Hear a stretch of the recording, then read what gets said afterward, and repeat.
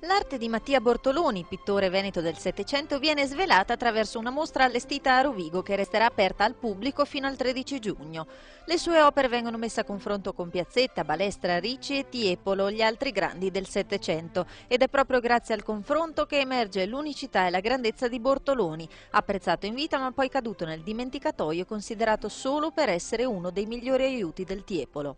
Basti pensare che a soli 20 anni ottenne l'ambitissimo incarico di affrescare gli interni di Villa Cornaro a Piombino Dese, capolavoro del Palladio, da alcuni conosciuto per aver realizzato un'opera da Guinness, il più esteso affresco unitario di tutti i tempi, 5.500 metri quadri di pittura per l'enorme cupola ellittica del santuario di Vicoforte in Piemonte. Ma il percorso a lui dedicato nella sede di Palazzo Roverella ne ripercorre l'attività di autore di Teleri, opere spesso studiate per la prima volta, tele mai svelate al pubblico e attribuzioni inedite che gli restituiscono la fama di cui godette in vita prima di essere soffocato dalla grandezza dei titani del Settecento.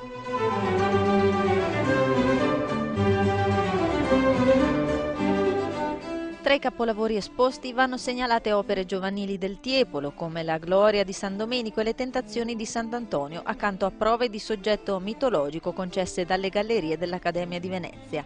Del Piazzetta una pala raffigurante l'Estasi di San Francesco, proveniente dal Museo Civico di Vicenza, accanto ad una prova giovanile del Sebastiano Ricci, raffigurante Ercole al bivio, proveniente da Palazzo Fulcis di Belluno. Di Pittoni campeggiano due tele, la prima ispirata ai temi di Torquato Tasso che raffigura Olindo e Sofronia, la seconda Diana e le ninfe.